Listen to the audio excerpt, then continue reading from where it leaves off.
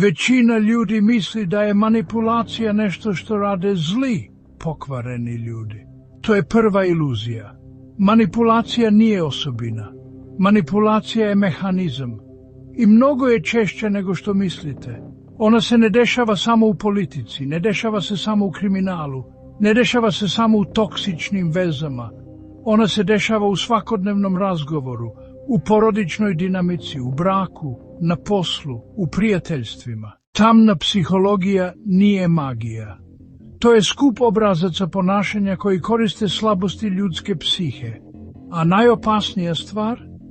Većina ljudi nikada ne nauči kako ti mehanizmi funkcionišu. Danas ćemo ih rastaviti, hladno i precizno.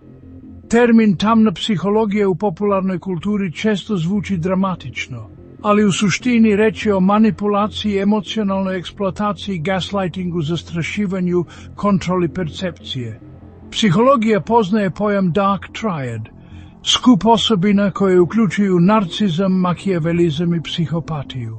Ali nemojte pogrešiti. Ne morate biti psihopata da biste manipulisali. Dovoljno je da razumete slabosti sagovornika. Filozofski gledano, još je Niccolo Machiavelli pisao da ljudi više reagiraju na strah nego na ljubav. To nije savjet. To je opis ponašanja.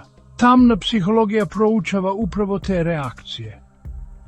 Ljudi ne reaguju na istinu. Reaguju na interpretaciju istine. Ako uspete kontrolisati kako neko vidi situaciju, vi kontrolišete njegovu reakciju. Primjer iz svakodnevice. Na poslu se napravi greška. Jedna osoba kaže svi smo pogrešili, druga kaže ti si pogrešio. U oba slučaja greška je ista, ali percepcija odgovornosti je drugačija. Tamna psihologija koristi ovu razliku. Gaslighting je ekstremni oblik ovoga, kada osoba sistematski navodi drugu da sumnja u vlastitu realnost. Filozof Michel Foucault govorio je da moć ne deluje samo kroz silu, već kroz kontrolu diskursa. Onaj ko definiše narativ, definiše stvarnost. Krivica je jedno od najjačih emocionalnih oružja. Posle svega što sam učinio za tebe, ova rečenica nije informacija. To je emocionalna poluga. Krivica stvara dug. Dug stvara zavisnost. Ljudi koji ne znaju postaviti granice često postaju meta ovoga. Ovdje se pojavljuje filozofski sloj. Friedrich Nietzsche je pisao o moralu krivice kao sredstvu kontrole masa. Krivica može biti unutrašnji kompas, ali može biti i spoljašnji lanac. Tamna psihologija zna razliku. U odnosima jedan od najčešćih oblika manipulacije je emocionalno povlačenje, toplina, bliskost. Zatim hladnoća. Ova izmena stvara anksioznost. Mozak reaguje kao na kockanje. Ne znate kada dolazi nagrada, zato se trudite još više. Ovaj princip je identičan principu na kojem funkcionišu aparati za igre na sreću. Neizvesnost stvara jaču vezanost nego stabilnost. To nije romantika, to je neurobiologija. Ne mora biti vikanja. Tišina može biti snažnija, ignorisanje, prekid komunikacije, hladno povlačenje. Time se druga osoba dovodi u stanje unutrašnje nesigurnosti. Šta sam uradio? Zašto se ponaša ovako? Ova nesigurnost daje moć onome ko ćuti. Ali postoji razlik među samokontrole i manipulativne tišine. Samokontrola smiruje situaciju, manipulativno destabilizuje. Moć nije samo fizička. Moć je sposobnost da utičete na tuđe odluke bez da oni to primete. Thomas Hobbes tvrdio je da je čovjek u svojoj prirodi vođen samo održanjem. Ako znate šta nekoga plaši, znate gde mu je slabost. Tamna psihologija traži strah od napuštanja, strah od odbacivanja, strah od gubitka statusa, potrebu za odobravanjem. Onaj ko razume ove okidače može usmeravati ponašanje. Majka kaže odraslom sinu, ja sam se za tebe žrtvovala ceo život.